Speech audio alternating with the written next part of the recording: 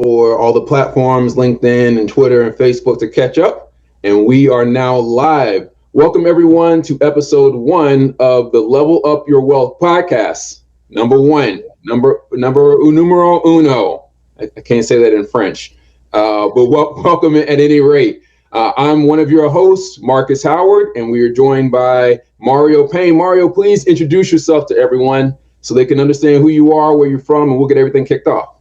Awesome. What's going on, y'all? Hope all is well. Mario Payne in beautiful Florida. I think Marcus is in Florida as well. So we are feeling the rain today. They say it never rains in Southern California. It definitely rains in Florida. But I'm a certified financial planner. Have a practice called Toams Financial, one of the largest Black-owned investment firms in America. So just blessed with that. I've been practicing for 16 years. Been a certified financial planner for 11 years. I'm a co-owner of an app called Let Bob that you can get on your Play Store and on the App Store as well. Me and my team launched the first Black-owned AI-powered ETF on the stock market ever. The symbol's Let B, LETB as in boy.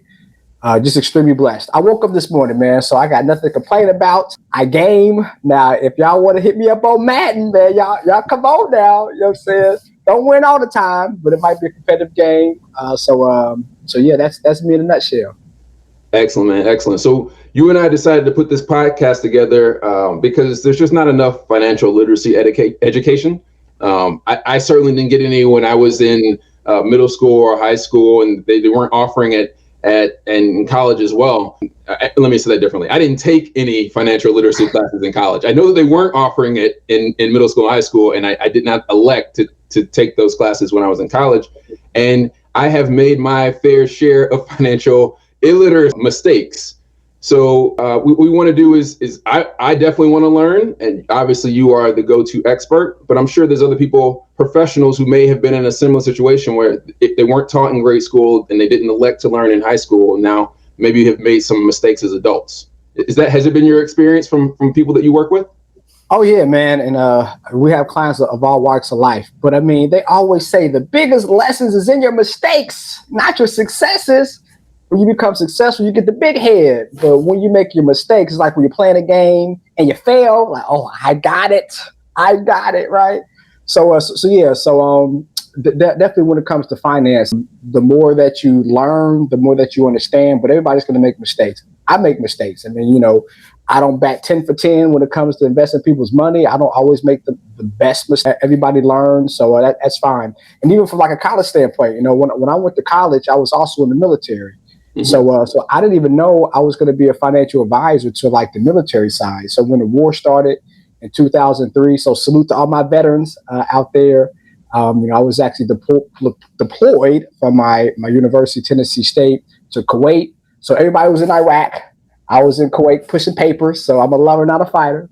But yeah, so I learned very quickly. We had individuals that were higher ranked in the military, and they just didn't have the financial literacy either. These were people, making a nice amount of money, people that were colonels, lieutenant colonels, just from an investment standpoint, a financial standpoint, they make the best decisions. So right then and there, I kind of shift my thought process from, majoring in business to actually majoring in finances and going the financial advisor route so I can really help people of all walks of life. So we always learn. And the worst mistake is a mistake that hopefully we don't make again. The best mistake is one that we won't make again. How does the saying go? A smart person learns from their own mistakes, but a wise person learns from the mistakes of others. Yeah, that's true. Kind of, but yeah. Yeah. So we're going to do a lot of learning, and thank you for sharing that. I didn't know before that you served, so thank you for your service. Thank you, anyone who's viewing, for your service. We appreciate you all creating these liberties that we enjoy here in America, and those of you who are tuning in from around the world, people who are sacrificing their livelihoods so you can have those luxuries. Which branch of the military did you serve on? Yeah, the one and only Army. The first always the best, right? So yeah, I was in the Army. So I was 5 years in the military in the Army. I spent 3 years as a reservist, 2 years active. I learned to be a man very quickly. So I got in at 18. So my parents couldn't afford, paying for college. I had, younger brothers and sisters. So I decided to serve. My whole family has served. Have a conversation, different time, different channel. But my grandfather was actually one of the surviving members of the U.S. Indianapolis. It was a ship that got torpedoed in World War II. There was over 1,000 sailors and only 317 survived. He was one of them. He was in shark-infested waters for 5 days, just surviving. If it was not for his survival, we wouldn't be here right now. It was my grandfather. So definitely, so service is big. And so this is extremely blessed. It was a great way for me to learn about myself. Like I said, become a man and serve the country at the same time. That's an incredible story. So it is a miracle that you were here. It's a miracle that we're all here, but those are some miraculous circumstances. Wow. So I want to take a quick break and just a bit of a moment for anybody who is tuning in. We want to definitely engage you. This is not a lecture. This is a conversation. Y'all are here to get some free financial suggestions, not stock picks. We're not doing stock picks, but it's free financial advice. This is financial literacy education. So if you have any questions, if you want to understand some terms, Mario and I are going to be working together for an extended period of time. So not only do we have these podcasts, which will be weekly, but we'll also be sharing some financial literacy education on a variety of social media platforms, LinkedIn, Facebook, Twitter, etc. But if you have questions, don't ask me about them because, again, like I gambled a bunch of money when I was 18. I bought lottery tickets with my graduation money. It didn't work out. So I don't have any good advice for you except for don't do that. The house always wins. But Mario can give you some great advice. The house does win, and the house gonna keep on winning and winning and winning. And for some strange reason, we keep on betting against the house, man. So that definitely want to be the house. Definitely want to be the house. So we just want to take a few moments here. If you have any questions, or if you're tuning in, let us know in the chat. We've got Tymed Cawley, thank you for joining us. Max, I think Max is in Texas. What's up, Max? Max is a DJ and he plays video games. I think you know a DJ who plays video games as well, right? In Texas, yes. Yeah. Texas, man. Texas is cool. So if anybody has any questions, again, just a few more moments, and then we'll jump right back into it. But want to make sure that if you have any financial literacy questions, want to understand a little more about Mario's background, definitely give you an opportunity to do that. While you're thinking up your questions, if you see that scrolling blue thing here at the bottom, we now have a new landing page, a gaming-focused landing page on Mario's website.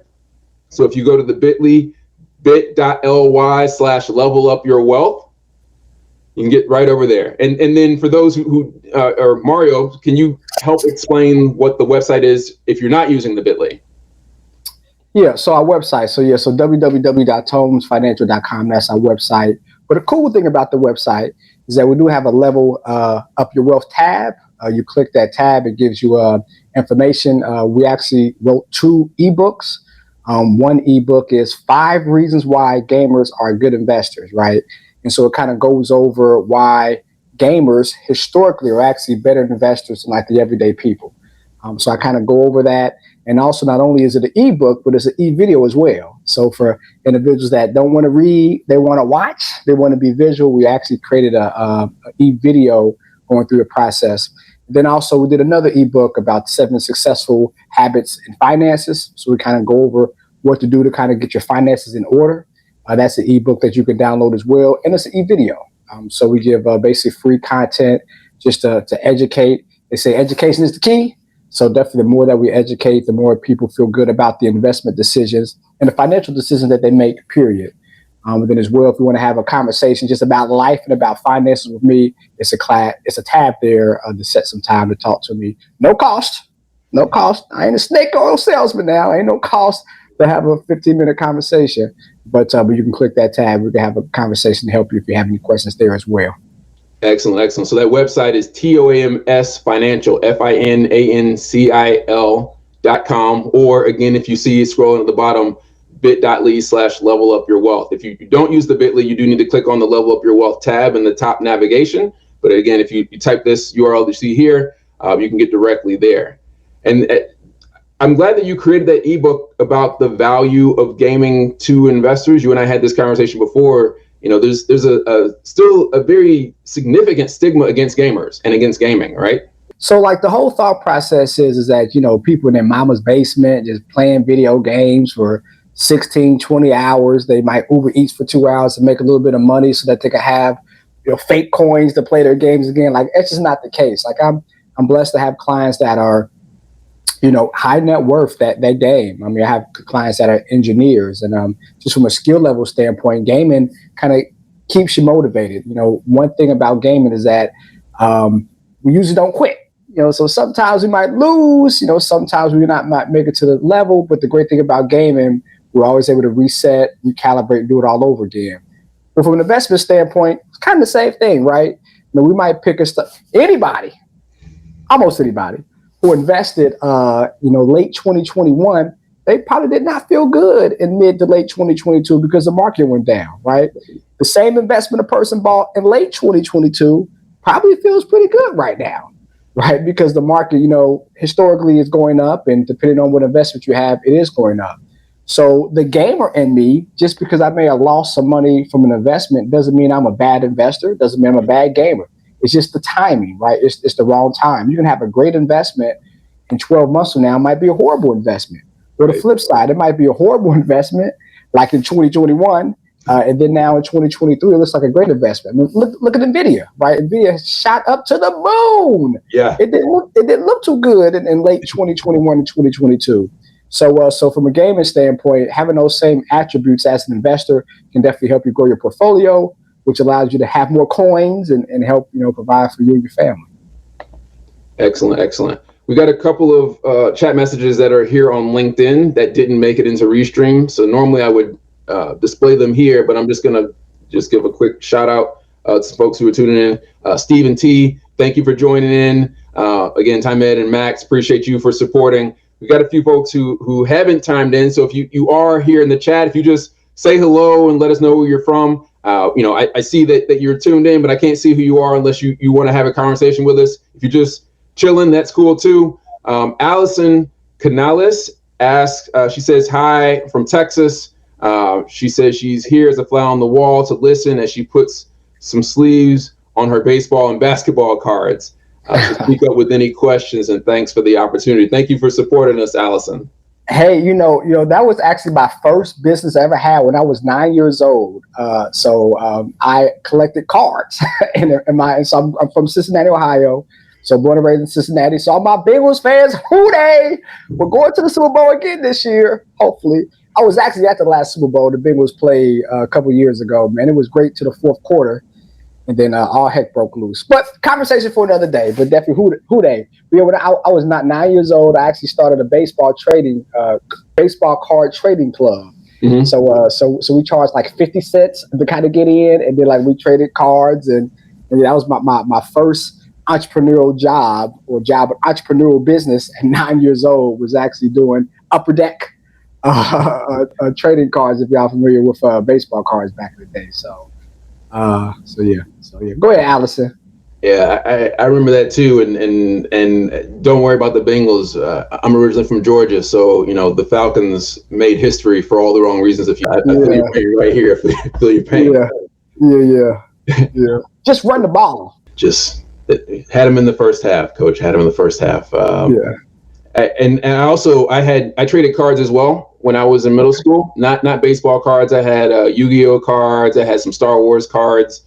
My brother and I had this crazy idea that we were just going to buy up all these Yu-Gi-Oh cards when we were in high school, and then go to the regular tournaments in the area, and then outplay the middle schoolers, and that's how we're going to get our money back. We never got around to the second half of that plan. Plenty of mistakes people can learn from. It's interesting that we both had similar backgrounds with different types of trading cards.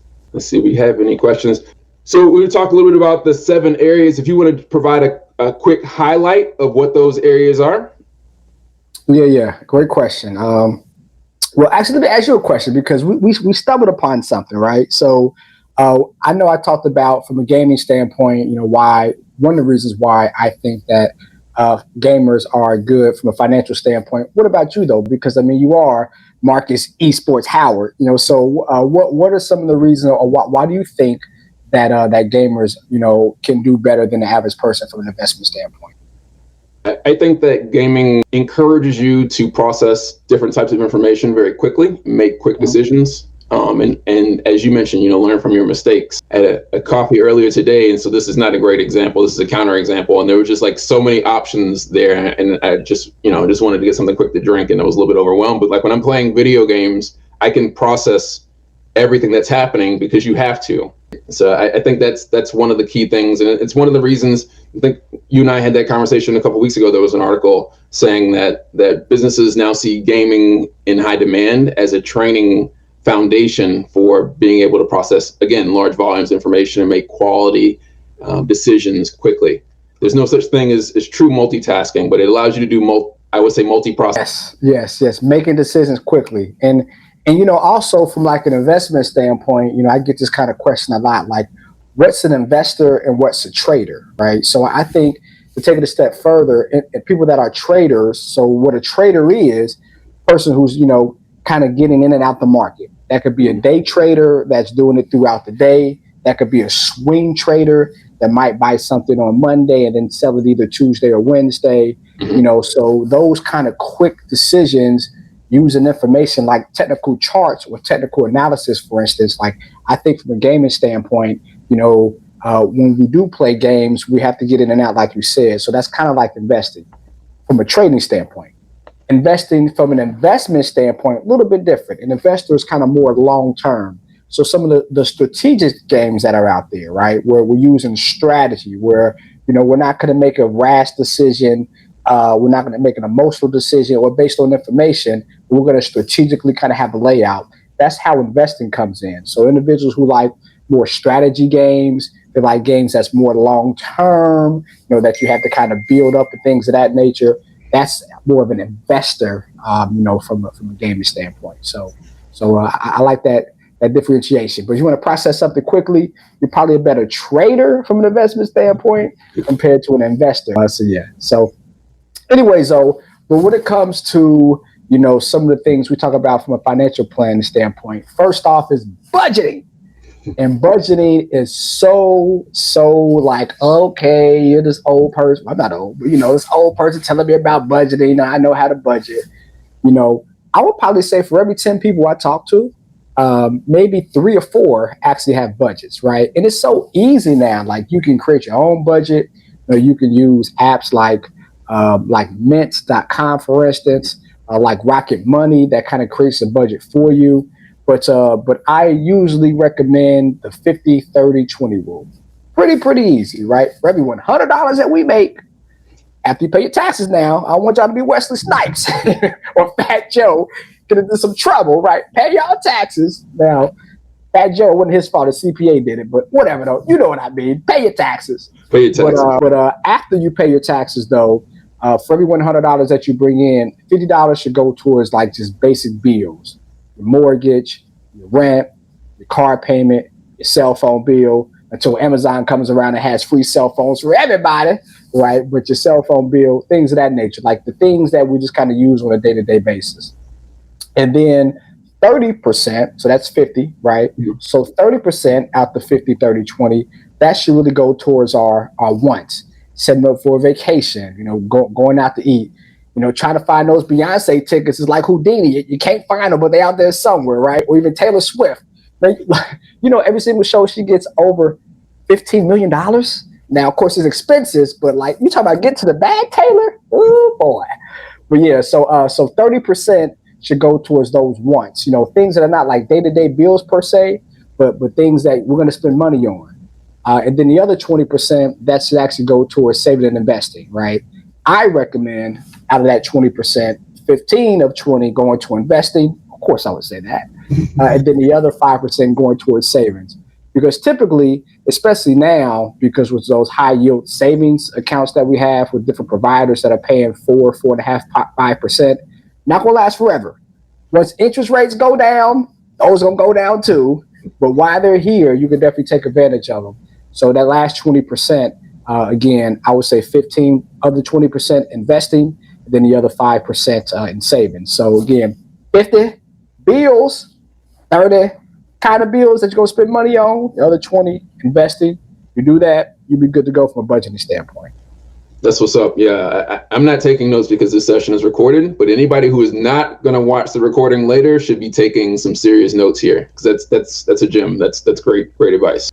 So we're at the 20-minute mark. So I wanted to again take a quick break. Let anybody who has questions. Mario's here to give you some free advice, help you understand some concepts you don't know. He just broke down budgeting, why it's important, a couple of tools to help you do that, a structure, a philosophy to make that easier. So again, great knowledge here, great insights. If you're tuning in from LinkedIn or Twitter or Facebook, definitely don't hesitate to share your questions. And actually, we can't see the ones coming in from Twitter and Facebook because of Restream.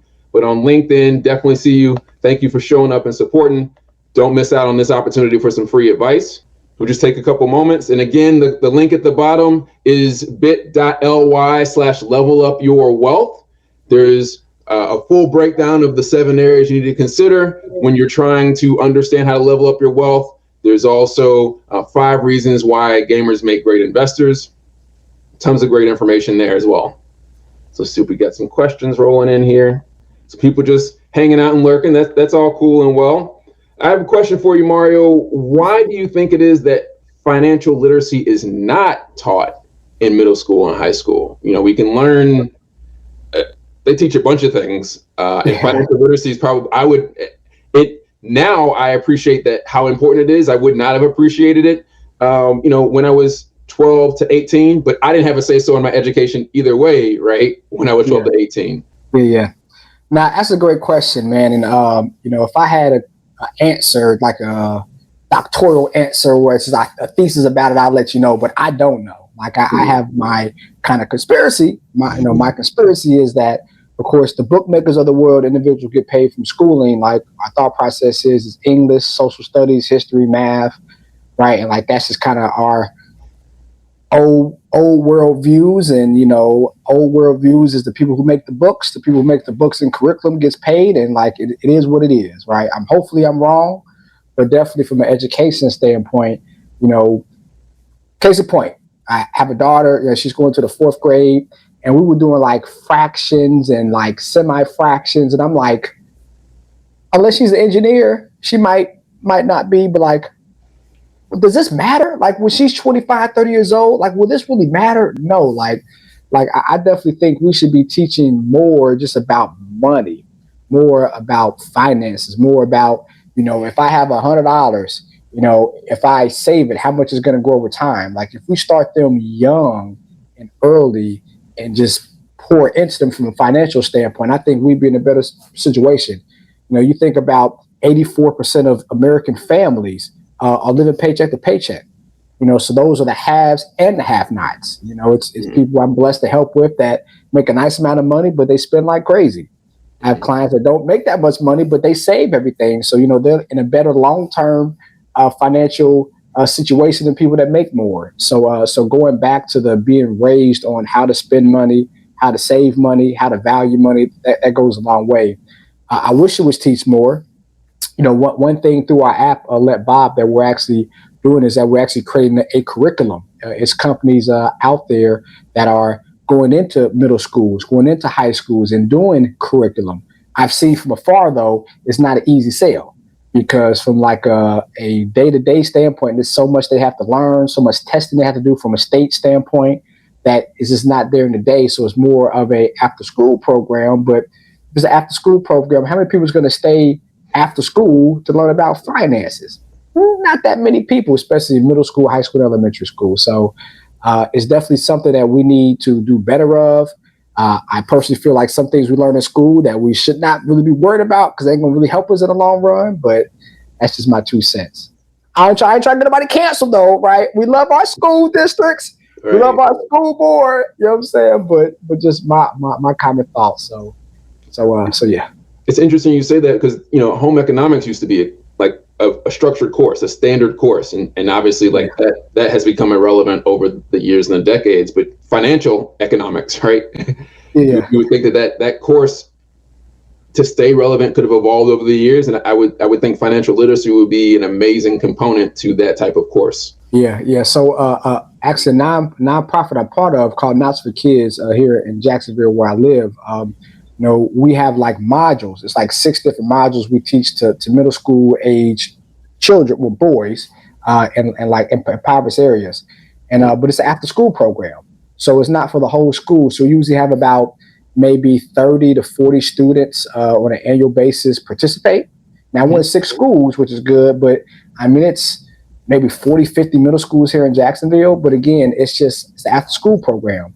And financial literacy is just one. Like we talk about, attitude is everything. We have an attorney come in about kind of crime and punishment. Like if you do the crime, you're going to do the time. We have me and another financial advisor that talks about money. We have a doctor that comes in. So we have those resources. But again, it's an after school program. It's not actually in the school. Like I think it would be way better if it was a class, like an hour class every single day, even a half an hour.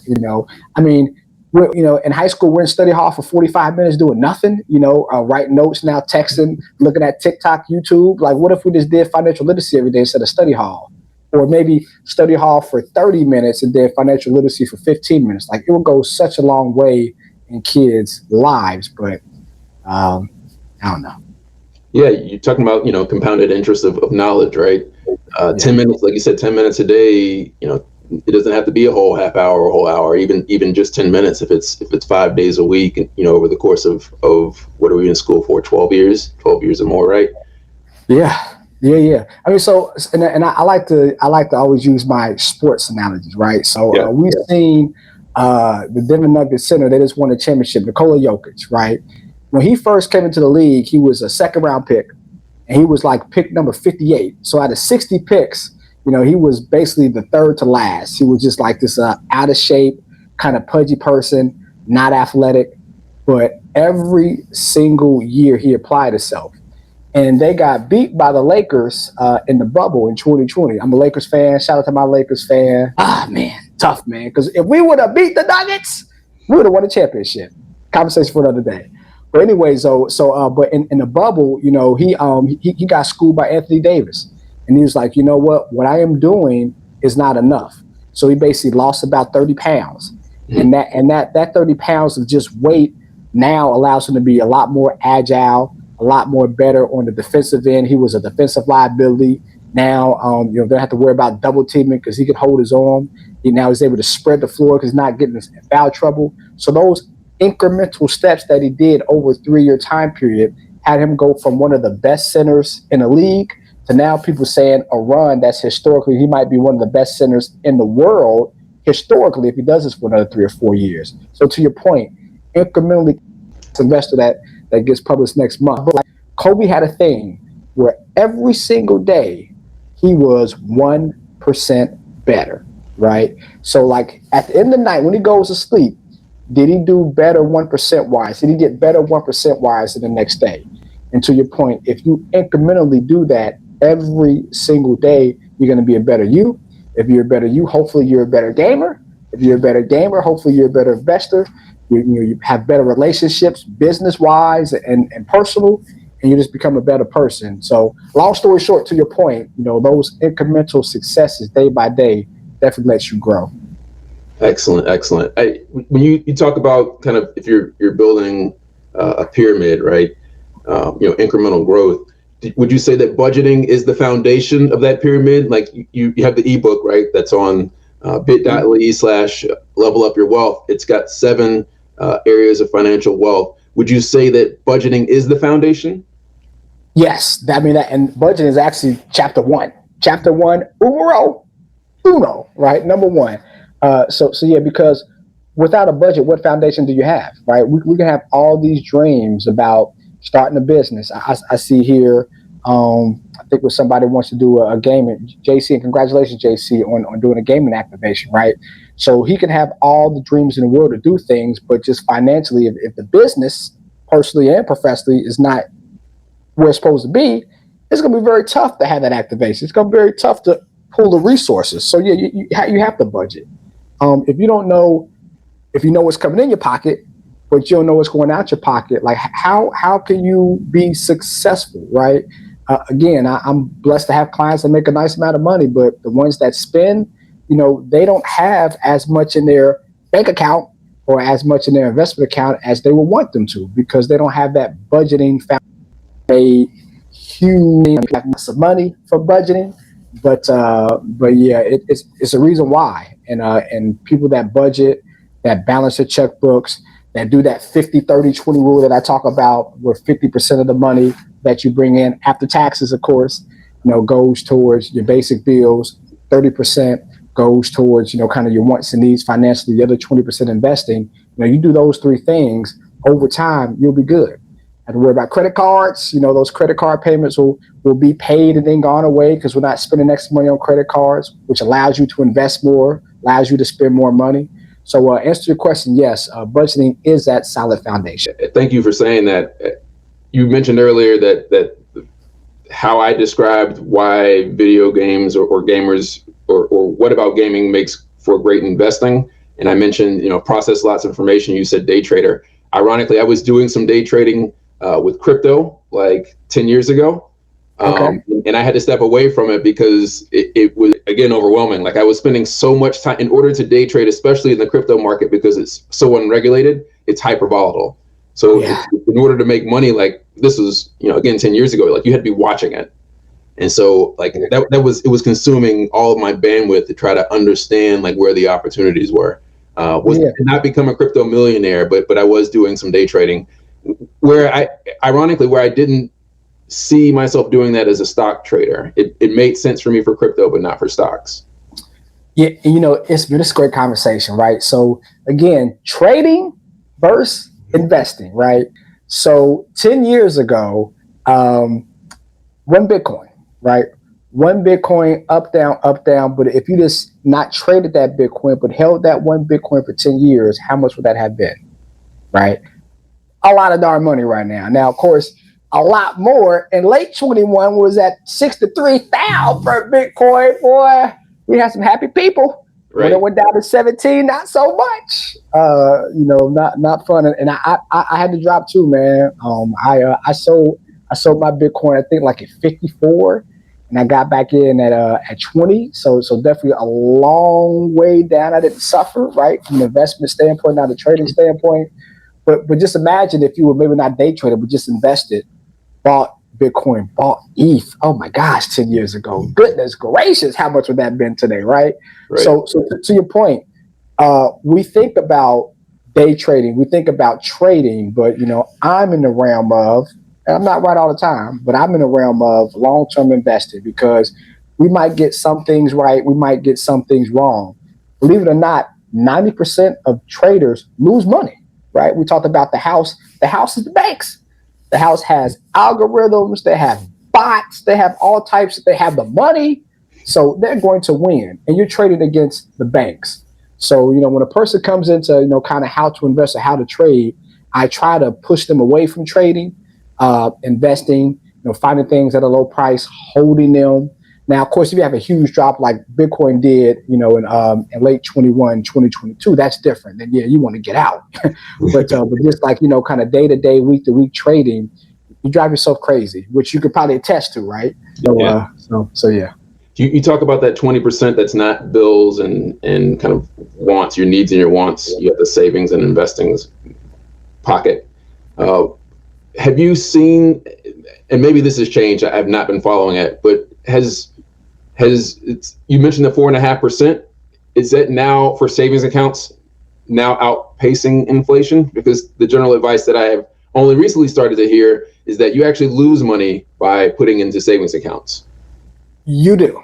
Historically, you do. So inflation was as high as 9% this time last year, right? It got as high as 9.1%. So if you had $100 a year ago, well, now 2 years ago, those same bills was $100 was $109.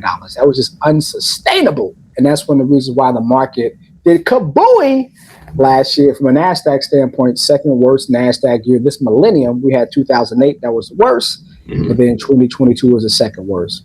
Unlike 2008, where the housing market went down, the banks went crumbling down, and the market, a little bit different in 2022, where houses was rocking and rolling on the upside, banks having some troubles, not until 2023 when that kind of just happened, right? Yeah. So we got bad press, but not as bad as 2008. But last year was a very, very bad year.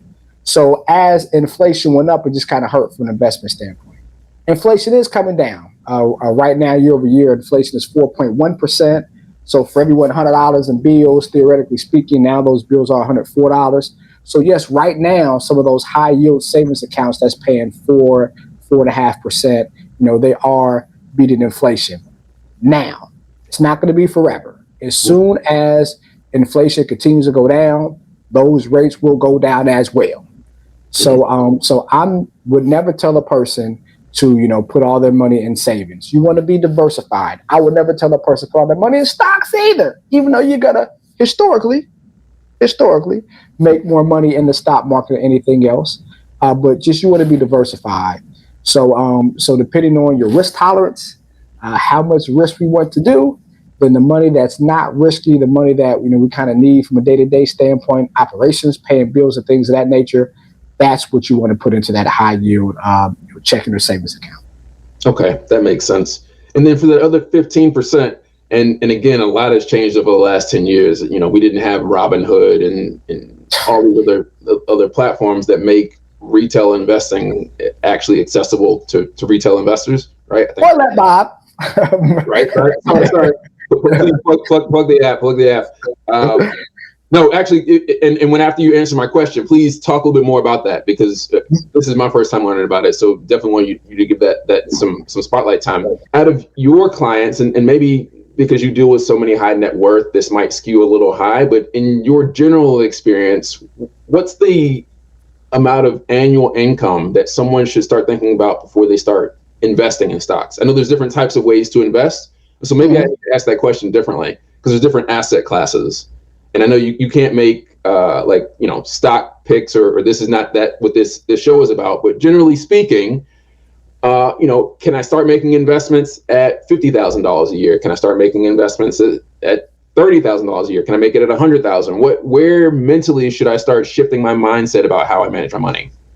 Yeah. Well, let me circle back. From a high net worth standpoint, anybody and everybody can invest. I mean, I have clients that are making $35,000 a year, but they save, and they have a nice bag, as the kids would say.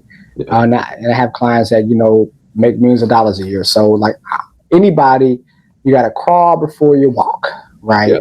So before we go running, we're walking. Before we're walking, we're crawling.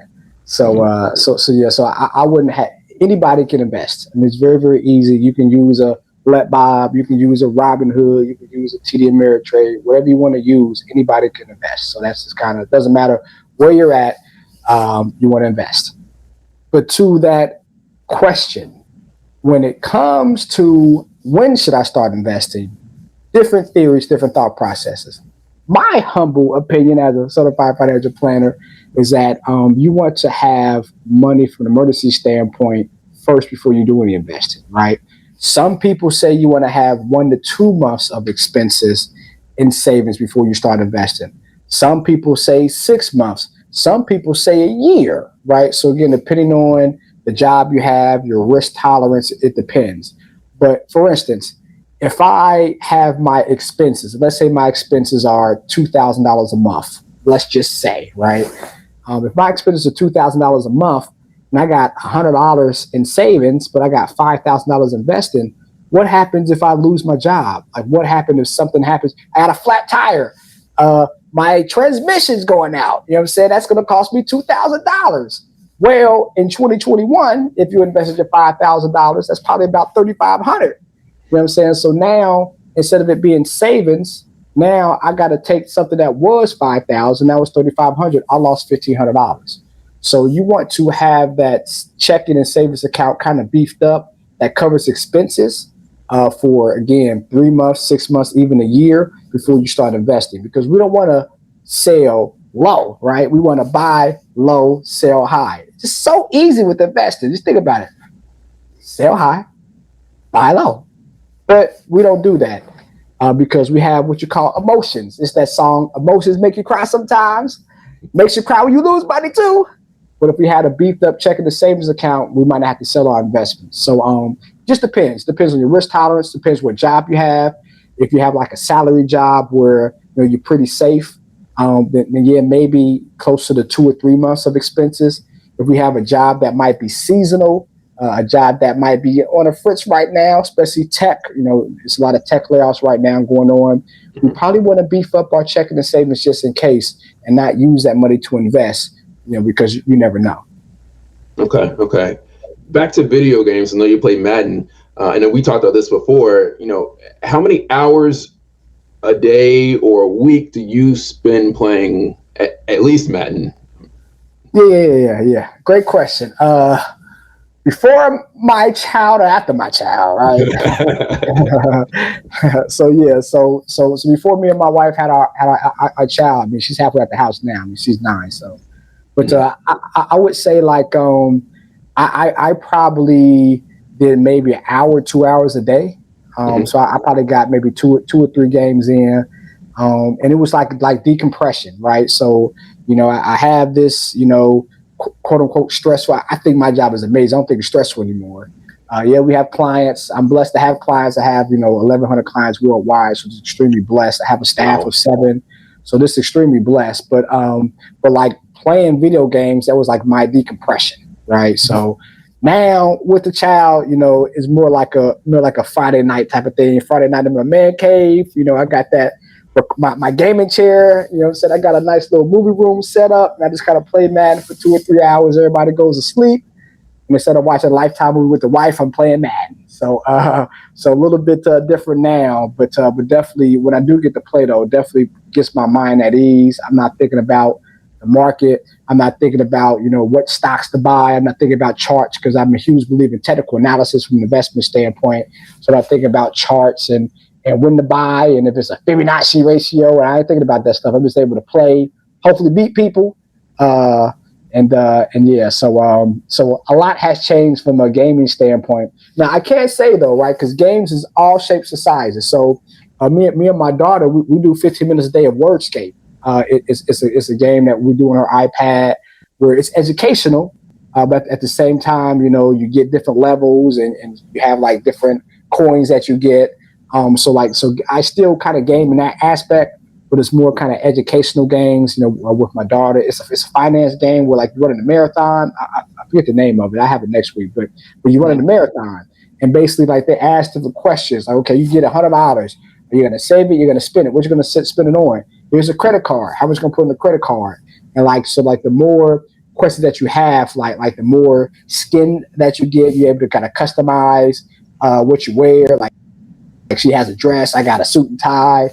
So that's still gaming, but it's not the traditional gaming when you think of Xbox or Madden or 2K or things of that nature. But you're right, it's still gaming, right? There's 3 billion gamers worldwide. Everybody's playing on a variety of platforms, a variety of genres. You got shooters and racing games and a little bit of everything, something for everyone. And now, it's great that you go ahead. Now, Mr. Esports, I have to say though, I believe, and this is my conspiracy hat, I believe 3 to 5 years from now, gaming is going to be totally different because of Apple. Mr. Tim Cook, you did it again. Steve Jobs is looking down like, yeah, go ahead, Tim. Have you seen their headset? Did you see how much that headset costs? Yeah, we're not going to talk about that right now. We're just talking about the concept.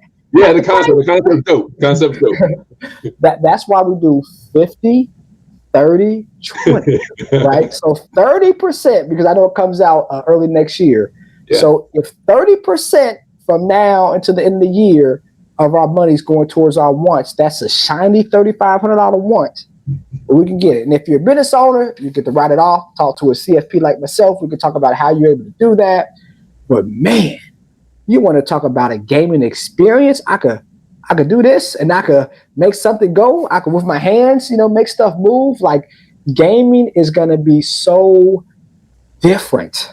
Yeah. 2 years, 3 years, 5 years from now. I'm just, oh my gosh, I'm so excited. So excited. Ready Player One, right? Yes. And from an investment standpoint, that's why they say Apple is King Kong. It is Mufasa, the king of the jungle. Like standard operating procedure, not telling y'all what to do, talk to me or a certified financial planner, but standard operating procedure when it comes to Mario Payne and Toams Financial, we got some Apple. because Apple has good days, bad days, but it has been the king of the jungle. You know, Apple, their EarPods, these Amazon EarPods, because I can't spend no $150 on my heat off. I go to Amazon and get the El Cheapos, but their EarPods in the year 2021, their revenue from their EarPods made more money than Procter & Gamble. So think about Procter & Gamble. Think about, they make soap, they make toothpaste, they make potato chips, they make all types of stuff. EarPods for Apple made more money than Procter & Gamble as a whole. If that's not a good investment opportunity, want to be diversified, I don't know what it is. But I'm sorry, Marcus. Go ahead. It's all good. It's all good. We missed an opportunity for you to talk about your app, and we also missed the opportunity to talk about your book. So definitely want to do that. And while you do that, I'm just going to check to see if we had any questions come in.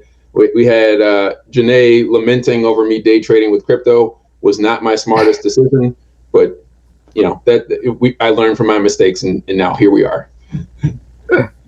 Yeah. Nah, the crypto king. But nah, so my app, it's not just me. So I'm blessed to be a part of a company called Let Bob. Shouts out to our founder and CEO, Anthony Buchanan, who is a gamer actually. So he's a gamer as well. But now the app is called Let Bob, LETBOB. It's the first Black-owned investment app ever. The cool thing about it though, like we bring AI into everything. So you have picks. So you basically pick a stock and you let Bob basically kind of determine when's the best time to buy that stock. We pick investments for you. Our thought process is, from a protection standpoint, if you're in something that's growing great, if it starts to go down, we want you to get out. So we really view protection as an investment, right? So because when a person loses money, especially as a newer investor, it takes them a longer time. In 2008, individuals that lost 2008, it was a study by Wall Street Journal. People lost money in 2008. It took them 2.5 years to invest again. They missed out, right? So they sold low, and then they bought back in high.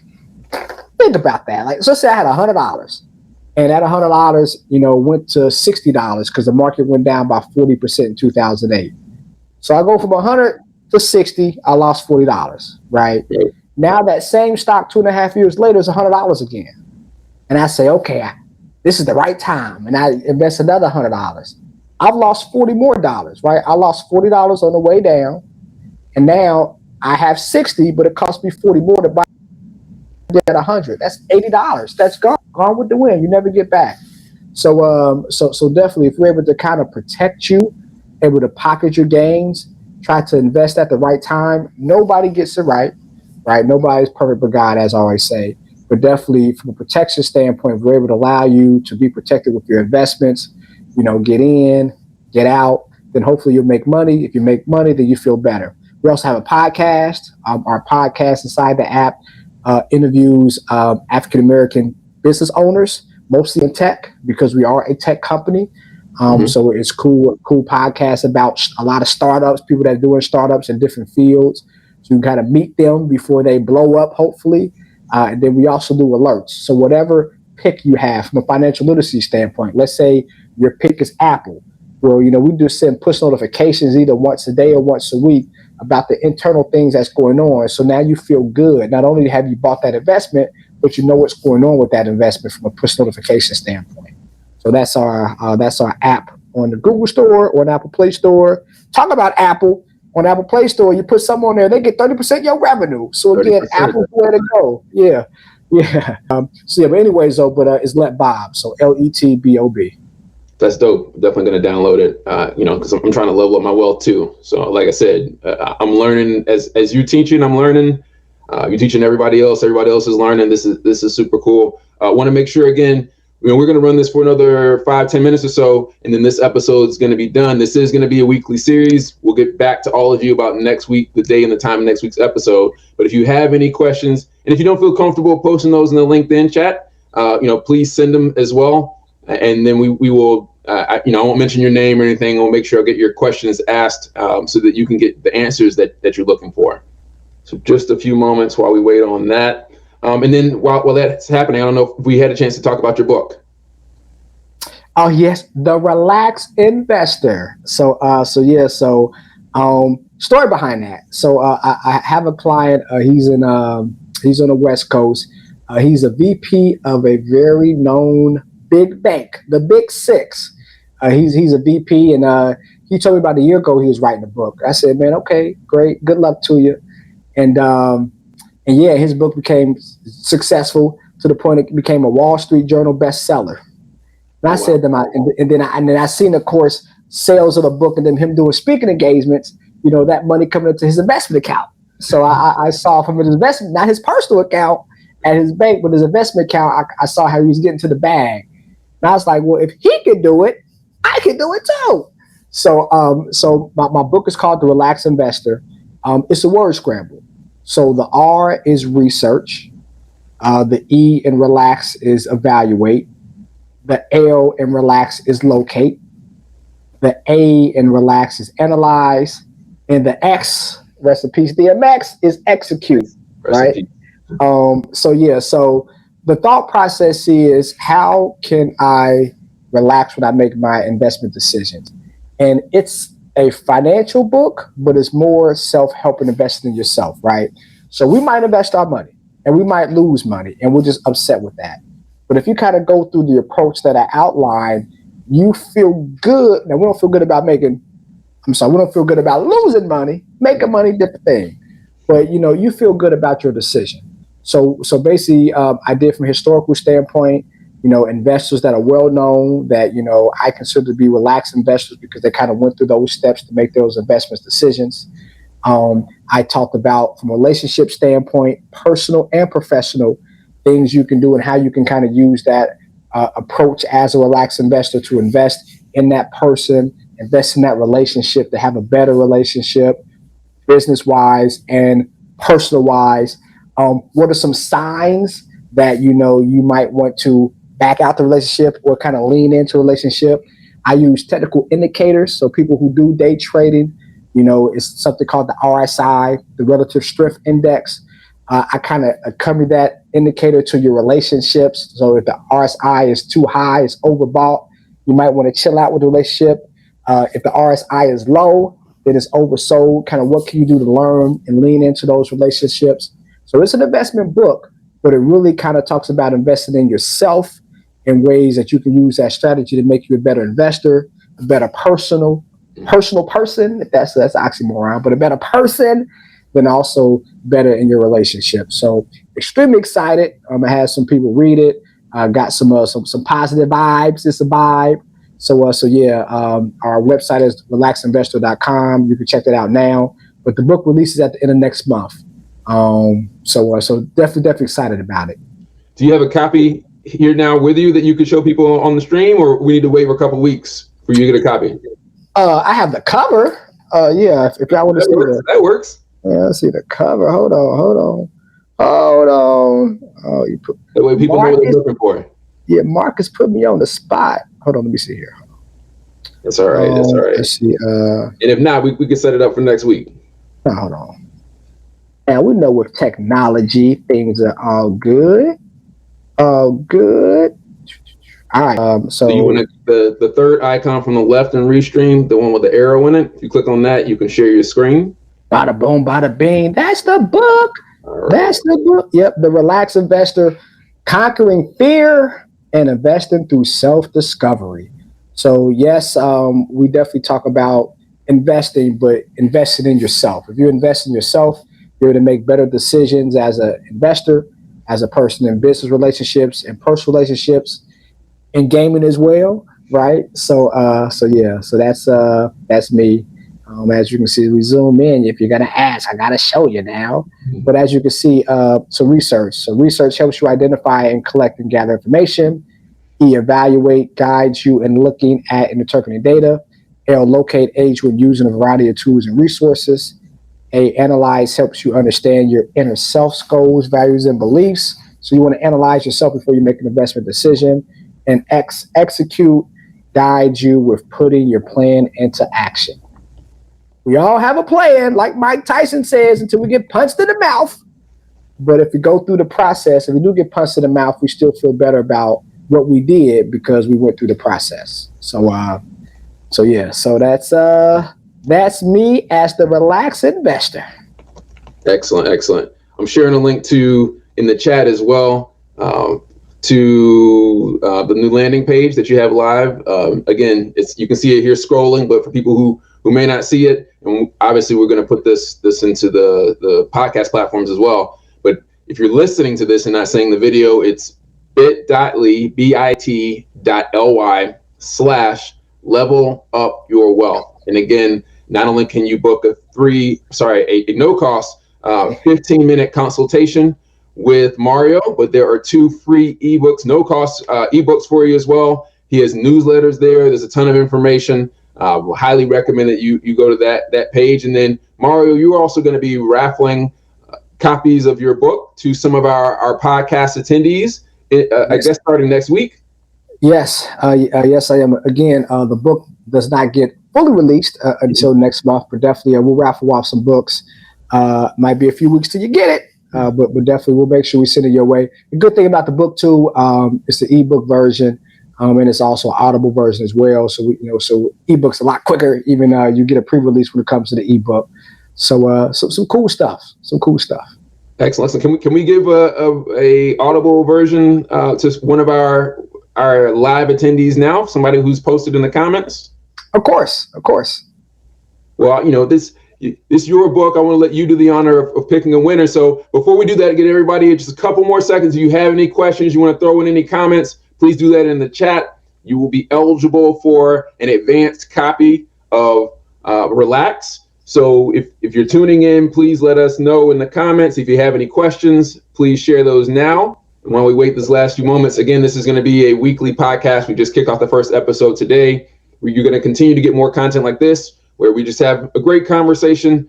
I'm going to learn a lot. Hopefully you'll also learn a lot as well. We're going to be talking video games and financial literacy. And Mario, if you don't mind, how old are you? I'm 37. I've been playing video games my whole life. We're going to have an important conversation around adult gamers as well.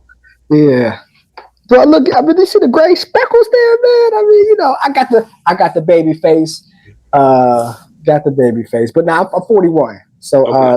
So 41.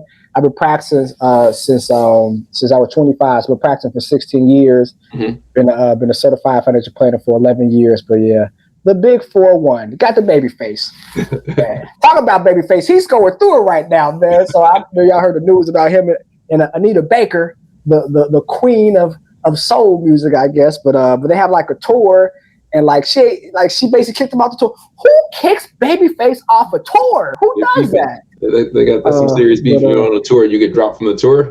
Yeah. So but I like me some Babyface though. Smooth operator, great producer. But yeah, I'm 41. I'm 41. So man, been playing games for a very, very long time. My first game was the Atari. Oh boy, with the cord. Then I graduated from Atari. I didn't really hit the Nintendo bandwagon. I went from Atari to Sega. I was a Sega person. It was a beef back then, right? Sega or Nintendo. I was an anarchist. Forget Mario, even though my name was Mario. Forget Mario. Forget Duck Hunt. Man, give me Sega. So I was on the Sega, and then of course I graduated from Sega. And then, and so again, we graduated with Sega. Then you can start doing the computer stuff, or you can start, doing consoles. I was still a console person, so I had got the first PlayStation. But then something about that fat controller with the Xbox got me, man. I don't know what it was, like that fat old, just gawky controller. And I've been Xbox ever since. So I don't even game like on my computer. I mean, I'm on my computer every single day, but I just like to hold. Now the controller's smaller now with the Xbox. It ain't as fat as what they used to, but it's something about holding that controller. But yeah, man, my mom used to hate me, man. I was a video game head. I was a video game. You gonna go blind on that TV? I'm still looking, Bob. I ain't blind yet. But yeah, man, I've been gaming for a long time, man. For a long time.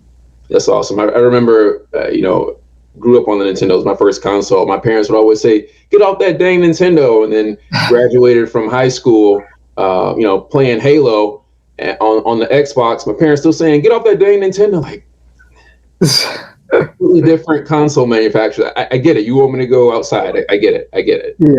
Yeah. Yeah. Now, so we did have a question. I guess it was JC. He asked about like how to find investors for his activation. So definitely, JC, congratulations with your activation. That's tough. It depends, kind of how you want to go. But I would say before, you look at investors, you really want to see kind of the core value of your company because I have clients that do startups and they've been kind of tapped on the shoulder from investors, but not all, because I'm an angel investor. I have invested in 9 companies, not all successful. I ain't gonna lie. There was a couple of them that we ain't making no money. But it is what it is, though. But sometimes investors, they share your vision from a monetary standpoint, but from a personal value standpoint, they don't. So you just want to be very, very careful when you start opening up. Now, of course, if you need to scale and you have to have investors, that's one thing. But I would say, kind of do whatever you can to kind of build your infrastructure in-house. So that you don't ask for money, and the larger that you are, the more you can do with no money. You can definitely take a stand once people come knocking on your door and ask for money. I have to be very, very wary depending on where you are, because again, when you have investors, there's different opinions, and then if they're the ones bringing in the bag, their opinions are going to be louder, even though it's your baby. So just be careful when you bring in investors. So that's that. But I think we want to give the audiobook to Allison because Allison reminded me when I was 9 years old doing my trading cards. So we can make sure we get Allison's information and send her out the audio version of the book. Excellent. So congratulations, Allison. Congratulations, everyone else, for tuning in. I hope you learned something this week. Again, we'll be back next week.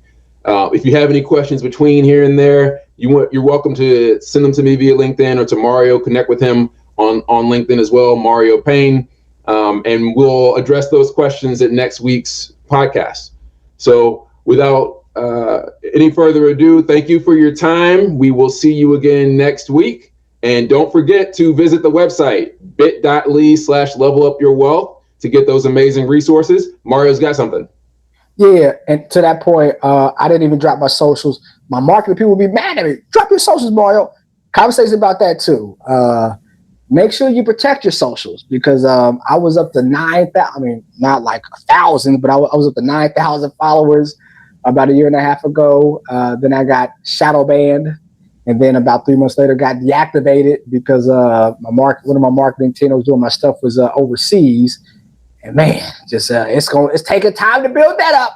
But anyways, y'all can check me out on Instagram, Painful Profits, PAYNEFUL Profits. Our YouTube channel, Painful Profits, as well. Check us out, or Toams Financial. So the more buttoned up professional side is Toams Financial. The more me when I'm not at the job, Painful Profits. But definitely, check us out. We definitely do great content every single day about the market. Not like in a boring way, but in a funny way to kind of learn about investing, learn about different companies. So definitely check us out on Instagram, Facebook, and YouTube. Dope. And then again, if you're listening to this, then you already know we'll be sending this out to Spotify and everywhere else you enjoy your favorite podcasts, Audible, et cetera. I don't know if Audible does podcasts, but if it does, you'll have access to this there for sure. Spotify and the other major podcast providers. Thank you for your time. We will see you again next week.